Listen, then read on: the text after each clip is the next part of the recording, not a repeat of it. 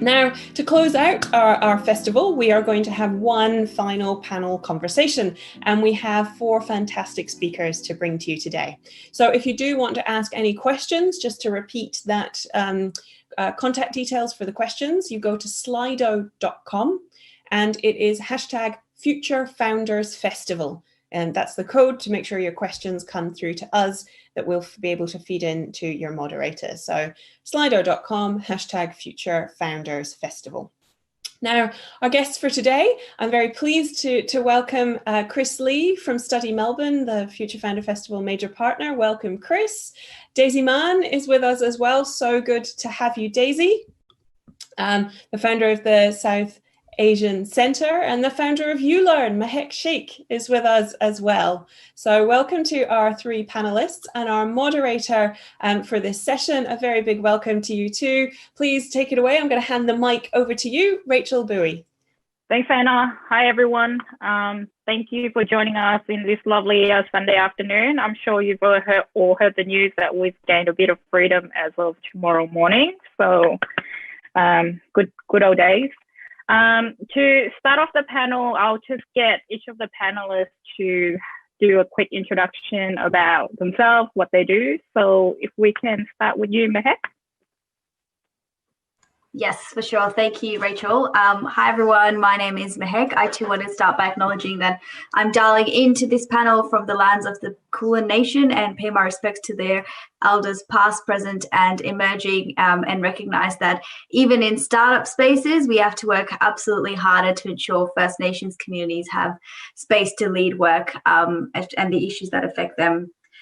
So my name is Mehek, as mentioned. I'm the founder of ULearn, which is short for Unconventional Learning.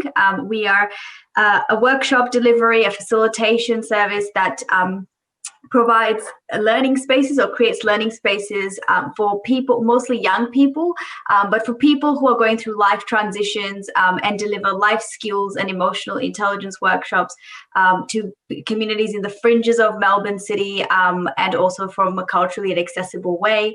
I also work in the social enterprise sector and in the advocacy space. So that's a little bit about kind of the angles I come from. And highly engaged on a local government level. Great, thank you. Next up, we have Chris, if you can give us a quick introduction. Hi, everyone. Chris Lee. I'm from Study Melbourne, which is Victorian Government initiative. We fund a whole range of student initiative programs. I'm the program lead on employability, entrepreneurship and student empowerment initiatives. And we're very excited to be able to support this festival as an example of a program, and very happy to be here today. Wonderful. And lastly, we have Daisy. Daisy, if you can give us a quick introduction about yourself. I'm thrilled to be here. So I am the founder of the Australian South Asian Centre. I also work at Spark Deakin, where I head up all the entrepreneurship initiatives. That's with Deakin University. And I've been in this space for about 5 years, and we've supported hundreds, if not thousands, of international students to sort of activate their entrepreneurial mindsets. I'm quite passionate, especially about empowering women and international students to engage in this ecosystem in a really meaningful way. Wonderful. Thank you, everyone, for joining us this afternoon. At Asian Pioneer, we interview a lot of wonderful entrepreneurs as well. And given we're all in Melbourne at the moment, and it's been a really tough 6 months. And one of the things I would always love to ask an entrepreneur when I interview them is, you know, what are some big, ambitious opportunities do you see in the future for your industry, your field? So for us, it looks like once the economy opens up, you know, there's going to be some big changes. So I'm keen to hear from all of you, what are some of the greatest opportunity? And think big here, you know, like that you see that us as a collective and, you know, some of the students and the people who've been doing the hackathon over the past weekend, what can we do or what can we work on to bring Melbourne back into a vibrant economy? So maybe we'll start with Mehek again. For sure. Sorry, I keep missing the mic button. That's a great question in terms of what are the opportunities post-COVID. I think what COVID has done, which is not news to anyone, is really brought to the surface these inequalities and issues we have known for a very long time have existed, but now it's in everybody's face almost, right? So you can't miss it.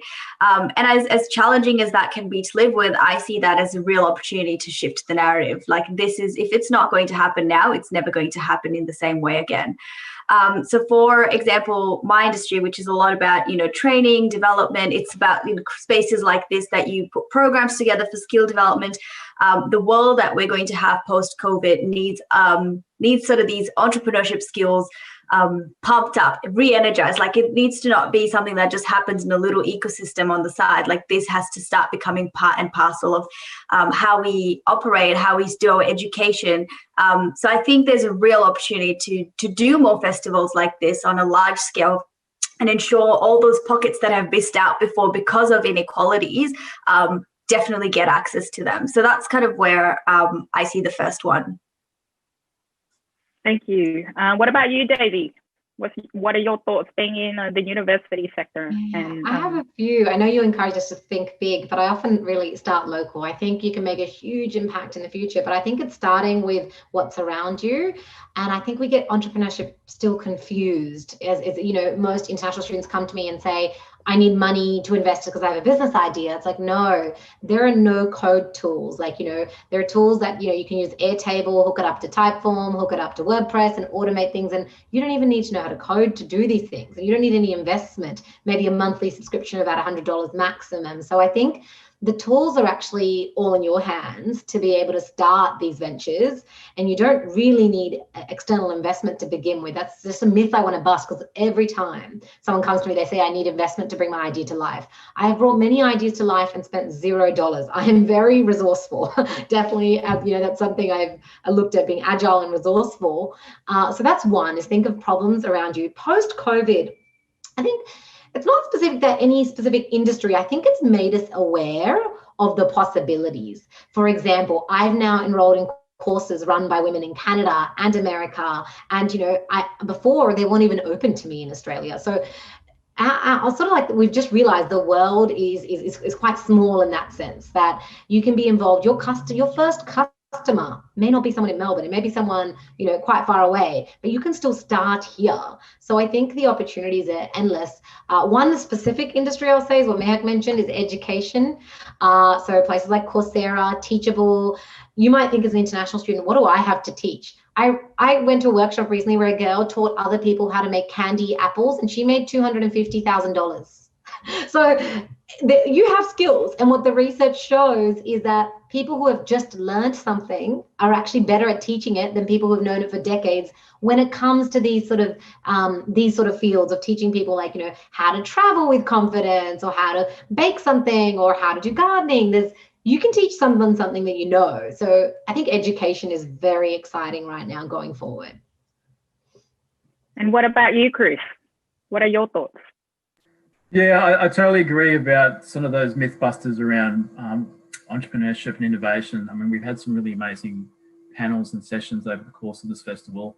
I'm just thinking about David Falaki from Backpicker, for example, saying that all he needed was an Excel spreadsheet to sort of match employers with students around sort of employment opportunities. So it's really what COVID has really sort of shown to us is, as a great disruptor, is those possibilities in terms of, the amazing globally connected, skilled talent pool that international students are. So I think that as state government and Study Melbourne, we're really keen to sort of investigate that, and we're really keen to talk to students and entrepreneurs around sort of increasing and boosting empowerment and co-design and co-production. So sort of my call to action here is that we really want to have that conversation on the other side of COVID and look at ways to innovate and to support entrepreneurs. Thank you all. So I agree, definitely education is going to change a lot. And so I'd like to dig in just slightly deeper on that, given that, you know, we're all stuck at home, and especially for the students, you know, learning through MOOCs or online platforms. You know, how do you think the students can work together within university or the high school, the education system to innovate so that, you know, if COVID continue and, you know, we still have to social distance, that this whole user experience for learning is much better than what it is now? Any thoughts on that? I'm happy to pitch in here. I think from a university's perspective, over the last roughly 5 years, universities have invested about $85 million in entrepreneurial programs. They're available. They're not usually part of your course, so that's not a reason not to get involved. Often we're so single focused on, get the degree done, get a job in my field. The reality is most people don't end up working in the field that they studied as well. That's what the data tells us. So I think it's whichever uni you're at, whether you're at Deakin, the Spark Deakin, Melbourne University's Melbourne Accelerator Program, Monash is Monash Generator, RMIT is RMIT Activator, engage with these spaces. So I think that's my starting point of how you engage with the universities. And it's regularly show up to the events, workshops, hackathons that they organize. Just because they're free, it doesn't mean someone didn't pay thousands of dollars to make it available to you. There's often a perception that that's just free, how good can it be? No, universities have spent millions of dollars on these programs for you. So I'd say engage with them. If you're not part of any of those particular universities and you're part of a different institute, YGAP's First Gens Accelerator is fantastic. So I'd say engage with as many accelerators and incubators as possible. Engage with as many hackathons. They're not just about technical things. It's where, a business comes to life when multiple people come together. So put yourself in positions to meet as many bright-minded, like-minded, interesting people with different skills. And then you'll start, it's kind of like putting fertilizer in the soil to grow something. Your first idea may not take off. I think it's my 15th idea that is taking off now, but I've had lots of failures. So you got to start. So that's what I have to say there. Mehek, do you have any thoughts? Yeah, I do. I think I'm really excited to see what the education sector is going to pick up from this and what's possible, because I know, through my day jobs, I've seen a program called the $20 Boss go through like hundreds and hundreds of schools where, it's really entrepreneurship skills are embedded into the curriculum, but that particular program is an opt-in program. Teachers need to be able to go in and say, yes, we'll take it and we'll implement in our classrooms. For me, that's like, if it's working with all these schools, like this needs to be embedded into the system, not kind of like a standalone program that just happens on the side. So I really hope that,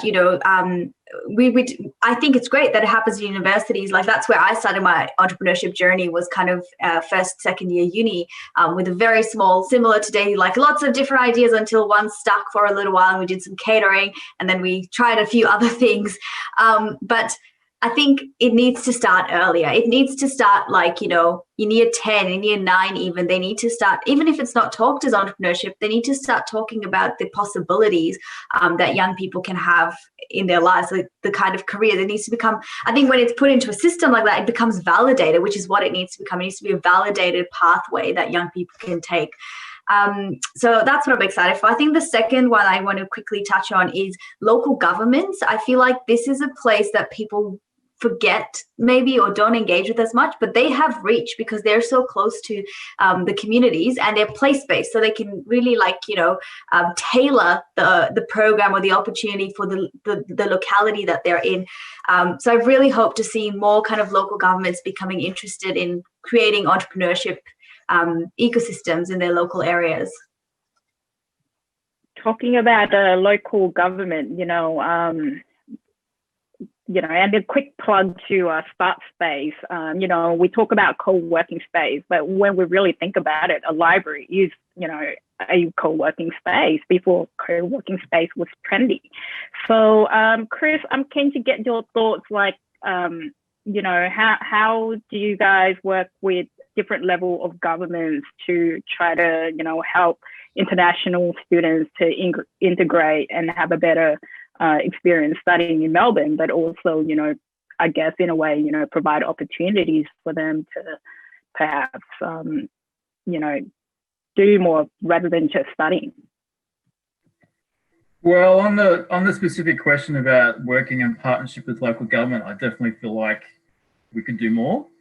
I think I think just to Mehek's point around that sort of place-based approach, we know that there are more sort of pockets of international students beyond the Melbourne CBD, and we certainly fund some projects through the International Student Welfare Program in that regard. But I think that I'm really interested in that sort of collective impact sort of partnership approach, and in really sort of scaling up and creating some impact for international students. One of the things I wanted to talk about, it was funny that Mehek mentioned $20 Boss, because back in the day I was involved in setting that up, so sort of showing my age, I suppose. But it's a really interesting sort of idea, the concept of entrepreneurialism and how we think about that, because some people think like for students, entrepreneurialism is about creating a startup. It's an easy sort of option for government to fund because students aren't sort of taking local jobs. But I think that it really needs to be integrated and part of how we think about the value proposition of international students to the broader community and to the business community, and as a skilled talent pool. And when we're talking about creating spaces too, the other thing I think is really interesting that COVID has shown us is the need to create those digital virtual communities as well as the physical communities. And that's an area that we're very interested in investing in, along with a whole range of other initiatives that support, employability, entrepreneurship and empowerment more holistically, as opposed to just sort of focusing on one sort of initiative or one sort of idea. Thank you. Let's talk a bit more about barriers, actually, in terms of not so much local government, but even state. But perhaps this is a mixture of state or federal. What are barriers to actually even run a business as an international student, and how would an international student resolve that? For example, I can think from the top of my head, due to our own example, one of our staff is a former international student who's still waiting for her visa to stay as a skill visa to stay in Australia. So I'm curious, what are your thoughts on some of these, I guess, legal issues on starting a business, and how do we resolve that? Maybe Daisy, we'll start with you. Yeah, I'm thrilled you asked this question. Okay, so I think this is good, because there's an elephant in the room that we want to name here. Is that one is you can start a business as an international student. Let's just put that out there. You can do that. I think there is some confusion, which I might let Chris or someone touch on around some other things, but it's within 20 hours a week. The reality right now is, so for example, right now the jobs growth, like freelancer.com, an Australian sort of freelancing company, said roughly, I think 200,000 jobs have been added since this time last year and this time now. To be a freelancer, you need an ABN. So you can go get an ABN. I'm pretty sure it's free, and it doesn't take long. So get yourself an ABN. I know there's been some conflicting advice going around from migration agents around why you should or shouldn't start a business and your visa outcome. And I think the other elephant in the room we need to talk about is if you're here and you're studying, make the most of it. And sometimes we can get quite narrow, single-minded, focused on PR. And I get it, that's important to you. But at the same time, acknowledge that you've made a once-in-a-lifetime opportunity to come here, engage with as many local folks as you can, learn about entrepreneurial thinking, make the most of your situation, and you're allowed to start a business. And when you're a student, it's actually to your advantage to go and reach out to people. So a barrier is that you might be like, I'm young, what do I know? I'm inexperienced. That is the biggest myth ever. It's much easier to find a mentor and to get advice and support when you're young, because people like to do that. So reach out to people on LinkedIn. Send them a message. Don't just say, do you have a job? Just say, hi, my name's Akshay. I've been in Australia for this long and I'm really passionate about this problem. I'd love to grab a virtual coffee with you. That's it. Some of the best advice I got around investment also applies to starting ideas, which is if you want to raise money, ask for advice. If you want advice, ask for money. So it's really important, how the nuanced way of building relationships works in Australia. If you're from, say, for example, India, I know where my parents are from, it's very hierarchical. There's authority levels. Australia's not so much like that culturally. So you can reach out to anyone you want. If they don't reply, that's all right. I probably reach out to about 300 people per year. So I think some of the barriers are actually opportunities. So I've answered this with like more an opportunistic outlook. I'll let someone else talk maybe about some of the other perceived barriers there are, because there's, like I said, there's real barriers and then there's perceived barriers, things we think are holding us back. And the reality is it's the things that we think are holding us back that are bigger issues than the things that actually hold us back. I might jump in, Rachel, just to kind of flow on from that conversation. I think a perceived barrier, and I've heard this as well in international students, friends that I have, is, entrepreneurship is not for me. I need X amount of capital to be able to do it. I'm not an entrepreneur. And really, it's the narrative, right? It's how we communicate what it means to be an entrepreneur, how we communicate whether it's accessible or not. And even talking about like the information that is out there for entrepreneurship, it is hectic to go through. So I'm like, we need to kind of start streamlining it so that people go like, yes, that is an option for me. Yes, that's a valid thing that I can do. And yes, I can too be an entrepreneur. It's not something that is far away from what's capable of or what I'm capable of doing. So I would say it's a perception issue of what entrepreneurship is, and that fact that people can or cannot be it, but they absolutely can. They are great responses, ladies. Mehek, I want to follow on that because I know you're running for the first time as an independent candidate. So going back to, the visa question and post-COVID, right now, there's a quota, a very, very small quota in terms of the Australian government allowing skilled migrants to remain or stay. And given that, Australia has been educating over especially the last 20 years, so many international students, and a lot of them want to stay, but now we have this uncertainty, this dilemma that we don't know what's happening. Do you have any ideas, solution on, or if you were, to get elected, how can you as a politician, work with different levels of government to try to, manage this challenge, this obstacle? Yeah, for sure. I should clarify, I am running on a local council level, so the remit of visas is definitely federal, but that is not an excuse at all. I think I just wanted to clarify what the role is. I think on a local and a state level as well, I think we need to start by the value that we put onto international students, right? I feel like they're some of the most undervalued communities in this country. It's almost like, and we saw this when COVID happened. They were the last kind of people that were thought about in terms of supports. There was actually nothing until there was a lot of advocacy. And in fact, there was a lot of international students who were taking responsibility themselves, to get some support and going for their own community. So I think firstly, it's, again, to me personally, I feel like narrative changes a lot of things. Rationale narrative, the way we talk about things changes people's attitudes to them. And I feel like I'm allowed to say that given my background in psychology, but I feel like if we start to shift attitudes to things, the investment, like where you put your money, then changes, right? So that starts by demonstrating the value that international students bring to our society, culturally, economically. They work incredibly hard. They participate in all the financial and economic aspects. They bring a wealth of knowledge from different parts of the world. So all of this sort of this wealth of knowledge and expertise needs to be valued. And when that starts to happen, I think the society and the community itself will push for change.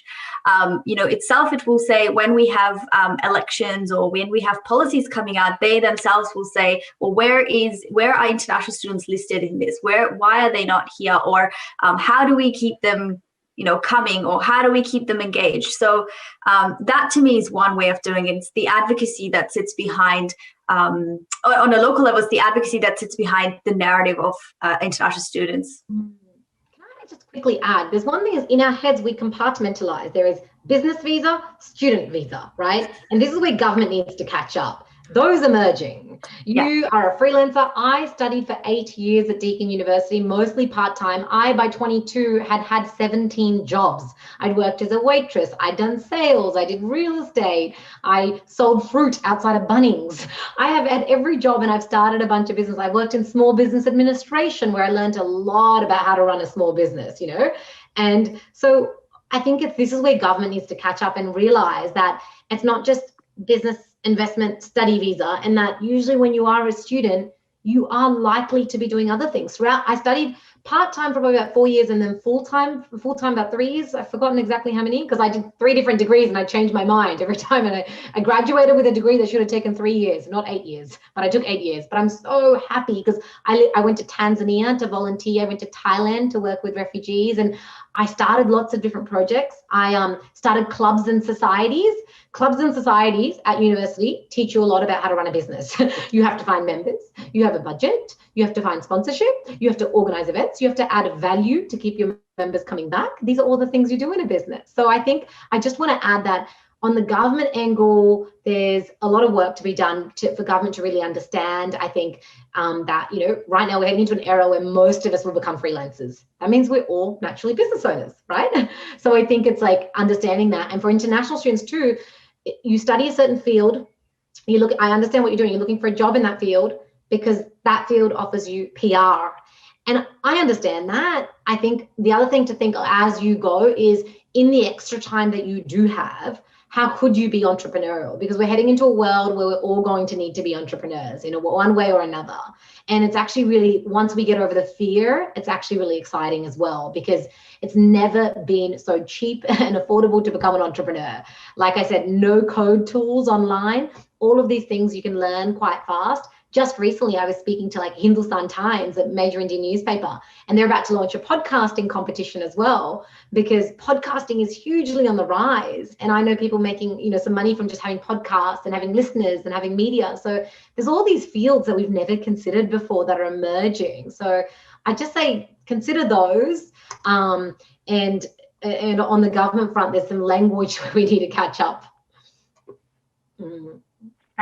Chris, I'm curious if you have any thoughts into that debate, and also any insight, given your government experience, whether the state can work towards the federal government on perhaps rethinking about visa incorporation law that's actually motivate us all, not just international students, but us all to establish new business post-COVID? Yeah, like, it's a really good question. It's a really important question. I mean, one of the key panel discussions during this festival that we were really keen to support was about this question. It was called State of Play, situation around entrepreneurship visas. So we had representatives from my department, the Skilled Business Migration team, and the Commonwealth Government talking about this very question. As the state government, we have a role to sort of advocate and remove barriers in this space. We know that you know, there's capital barriers, there's you know, all sorts of other cultural barriers. I mean, there's been other discussions across the festival about, you know, the lack of diversity in the startup sector and in the entrepreneurial space. And so it's, you know, as the sort of, you know, white privileged male in the room here, I think that I'm really keen to look at ways that, you know, as a state government, we can advocate and support students in their sort of entrepreneurship endeavours, and also look at ways in which we can better engage industry and employers to sort of to really communicate and support that value proposition around, you know, either hiring international students, but also the idea that, you know, the international students are resilient, they're innovative, a whole range of things that, you know, that you already know. I don't have to tell you, but I think state government has a job in sort of building upon that narrative that Mehek was talking about, because the narrative is shifting and changing, and I think that there's a really good momentum for us to take advantage of. Can I just add one little thing there? There was a great policy, sort of a strategic piece written called Australia-India Economic Strategy to 2035. It's a great report worth reading. It's actually pretty fun to read too. And there were some great recommendations made in that around, I guess, international students. And it's been interesting.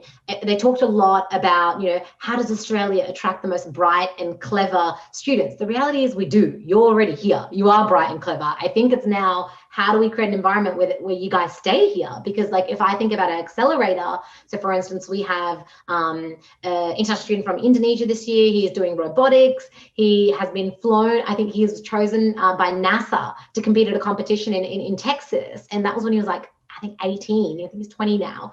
And he's just brilliant. And he's built these little nano robot, which teaches kids other kids how to build robots. And I look at him and I think he's going to be pushed into a pathway to get sponsorship into a traditional industry, into this. And I think, why would he stay? He's so clever. He's so brilliant. He can go anywhere in the world. So I think it's also on the Australian government to realize, if we want to keep and retain talent like you guys, we need to make it more clear that you're here for education, but you also add a lot of value when you get creative and you start ventures and you collaborate. And this is phenomenal. I think there's some great success in America on this, and we have to look at that and acknowledge what we need to do on that front, because it's like, what are the current barriers? We're pushing people down a certain pathway. Is that pathway the best pathway? If we really want to be a nation that attracts the most, what we say, the ambitious, clever, innovative students that are going to build the fabric of the future of Australia, right? So that's just, I guess, something I wanted to add there around. I think we know what to do now. It's just about responding in a more prompt manner. I completely agree. And, talking about creating a better environment, we see a lot of alumni. I can think of a couple of individuals from the top of my head who, would study at Monash, Melbourne, and other university, all sorts of Australian university, and, gone back to their homeland. And now, some of them are building like $1 billion companies. So, I definitely agree with you. And we need to hear those stories more, right? Like when I ask international, I love doing this thing. I ask international students, I want you to imagine a successful entrepreneur, and I get everyone to stand up. Everyone in the room. It's a great experiment to do if you're ever in the audience, and everyone stands up, and I get them to imagine who's an entrepreneur that really inspires them, right? And then I normally, there's another way I normally ask, because this is normally around a gender thing, but normally with international students, I ask, now sit down if the entrepreneur you thought of was not from your home country. Because the reality is everyone's thinking of Mark Zuckerberg, Steve Jobs, Richard Branson. It's like, we need to get inspired. Like if I could mention a few people, like I know Daisy Mann. Sorry. Sorry, I don't know what happened there. But anyway, Padam Singh, he's gone on and founded Moo Farm, which has been recognized by the World Economic Forum. And he spends usually 6 months in India, 6 months here. And he also built a college, which he then sold to an ASX listed company. He came as an international student and couldn't afford much when he came here. And same with another guy called Sunny. His journey from building education companies to now in property, and what he's done is phenomenal. So I think we need to have more stories of international students who succeed, whether they stay here or whether you go back home. The reality is the networks and the skills you build here helps you go further in life and be successful. There's not just one definition of success. Can I just say, I just wanted to add Daisy Mann to the list of entrepreneurs that you were listing, just because it's a bit sad that you just listed a whole bunch of middle-aged men that we look up to as entrepreneurs. I mean, I think one of the really interesting things about Victoria and Melbourne is that we actually do have a really impressive, diverse startup sector. We have the most proportion of women and multicultural entrepreneurs, Indigenous entrepreneurs. We really sort of need to do a lot more in sort of raising the profile of diversity in the space, I feel. Mm-hmm. Hugely. I mean, recently, if I could give a shout out quickly to Ritika Saxena, who started a floral restricted face mask company from idea to execution. I think she's had about $10,000 worth of orders. She's an international student. She had an idea to help other international students make face masks. And she used her networks and her skills to use Instagram to start selling these face masks. So I think I've met so many international students who have started businesses, but it's interesting, they don't get profiled as much. So I think even on the media front, I've always pushed for where I can to push stories of international students. My colleague at Deakin, Diletta Legowo, is an international student from Indonesia, and she started her own creative design agency first, and now she works with me, but she's also at the same time doing a bunch of other things and continuing her sort of design work on the side as a business. So I think we need to work more on profiling these innovative international students who are doing this work, because you guys need to find role models, because when you can see it, you can see other people like you with your lived experience do those things. It's going to inspire you, because it shows you that it's possible, and it definitely is possible. There's the ad. There's the ad for Future Founders Festival next year, by the way. I'm just aware of time, guys, so we'll move on to audience questions. So a question for Chris. Why did Study Melbourne run this festival while international students are facing more pressing needs? That's a tough one. No, it's a good question. And I think, and it's something that we've really wrestled with as well. I mean, we know that there's large pockets of the international student community that are really doing it tough, and it, depending on a lot of data and research and intelligence that you read, we're basically in the middle of a humanitarian crisis. And look, we have a whole range of other support initiatives around mental health. We have a $45 million emergency relief fund. But the thing that we're really conscious about as well is that doesn't sort of, what we need to think about is the sort of strength-based approach in terms of how we support international students. It's not about constantly reinforcing that message that students are in crisis. There's a lot of students that are in crisis, but it's not going to be forever. And we are going to support students, at least the Victorian government's going to support students on the other side of this pandemic. And initiatives like this one really highlight sort of the other side to the international student community, which is, really highlighting them as a strong, vibrant and resilient community as well. So just to the audience, we've got a bit of time left. So if you want to ask any question, please go to slido.com and use the hashtag Future Founders Festival. So, Melbourne is a very, again, we just mentioned, very diverse place, not just international students, but, especially to the panel here, I come from a refugee background, and I'm not sure the background of Mehek and Daisy. Were you ladies international students, or you were a migrant, Mehek? I've got a migrant background. So my parents came on skilled visas 8 years ago.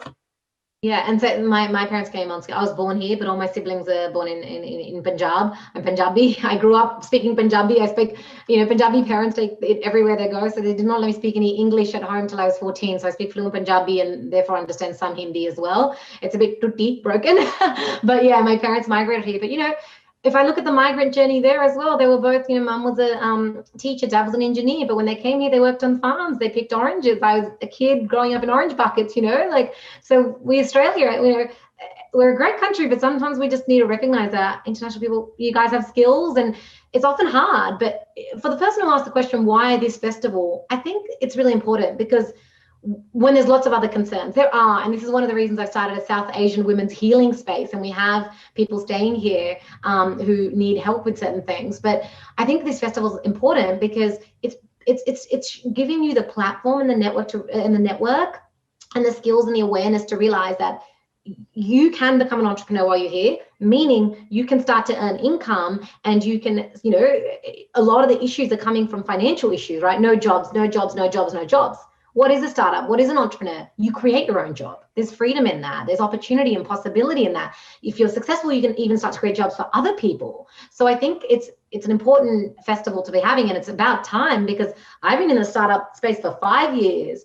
Rarely, other than I think Bell's Future Female Summit, which is amazing, incredible, also led by another brilliant international student you should follow. The way she's brought that together is phenomenal. But other than that, in my 5 years, I've barely seen any genuine opportunities for international students in this space. And it's critical because there is so much funding flowing here. This is where you can come to start a business. And that ultimately means, like, if this was the job festival, would that question perhaps not being asked, right? Mm-hmm. So we need to reframe the way we're thinking about startup, entrepreneurship, and jobs. You can be an entrepreneur. It sounds like fine. We have guys doing surfboard. They're making carbon fiber surfboards with us. And he said, I was sort of doing a Q&A with him. He was speaking, and they're 3 PhDs. And he said, I'm not an entrepreneur. I'm just a guy in a garage and I like making surfboards. And they've sold hundreds of pre-orders of these surfboards and they're in our accelerator, but they're so humble. But the reality is, call it whatever you want to call it. What entrepreneurs do at the core of what they're doing is you're solving a problem for someone and you're earning money because you're solving the problem enough worth someone paying you to do it. And it's sustainable for you, it's sustainable for your customers, and hopefully for the social enterprise, it's sustainable for the planet and people in need as well. Yeah. Can I just quickly add to, I was just going to add to that that narrative of entrepreneurship, in that I think migrants, international students, refugees, migrant communities, they're naturally entrepreneurs, because what they come and do, or they come often many, many times with absolutely no place to start, no capital, no networks, no social capital. You start from a place and you problem solve your way. You iterate, you talk to people, you figure things out. So you're naturally already having those skills. It's about transferring them to a place where, I come from a social enterprise background. So for me, it's transferring them to a place where you're starting to solve problems for social environmental issues, or you're starting to solve problems for people. So I think people need to realize that they already have it in them. The only thing that might be missing is some bit of structure, some bit of legality, some bit of the language and the networks, but you're already skilled. You're already, entrepreneurs and leaders in your own capacities. And the other thing I want to tap into really quickly is, I didn't get a chance to say it earlier, but there was the question earlier about government, is to recognize that international students are like our channel into the world. I know at the moment with COVID, everything is locked down and we're not flying anywhere, but they have incredible global networks, and this is how we're already globalized, but this is how we become a meaningfully globalized world, is that we tap into their resources and say, you have something to offer, and this is valuable to how we go forward as a country and as a world. Yep. Just one last question before we wrap up. As a fellow migrant entrepreneur, Mehek, what's the one thing you've learned? Like, I've gone through this journey and I've learned heaps as well. But what's the one thing when you were starting out with ULearn that you wish somebody would have told you that you know now? Yeah, I might actually talk about that question for when I started Favorite Fillings, my first ever little company when I was 17, I think, at the time. Because since then I did a whole lot of accelerators, so I would say I got quite a bit of support through accelerator programs. But I think the first thing the most important thing I learned is that you just have to give it a go. Like, you just turn up and just give it a go. These are the two things that I hold quite dear to myself, and to the way I operate as a founder or as an entrepreneur is, you can spend a lot of time perfecting things and going like, it's just not right, it's just not there yet. But you're always going to be in that space then, and that's how you iterate. You just do it and you put it out, and people give you feedback, and you change it up and do it again. So that's going to be my feedback, or my one piece. If I could leave one message with anyone listening, is if you have an idea, if you've even started thinking about how it might be possible, try it and see what happens. And if you don't get through it, that's okay, because you've learned how not to do it. Go and do it in another way then. So that's my biggest learning is to just give it a go. And if I were to add to that, sorry, we're running out of time, so we'll move this conversation to Twitter if anyone's keen to continue. Thank you to the panelists for a very great, well-informed and very exciting debate. Is one of those issues that we don't often talk about, and because of international students as well, they usually don't really have a platform to talk about. So hopefully through this, I encourage anyone who watching this live stream, feel free to reach out to me, to the panelists on Twitter. I'm sure they're all available. If you have any question about startup, even visa, reach out and we'll do our best to help.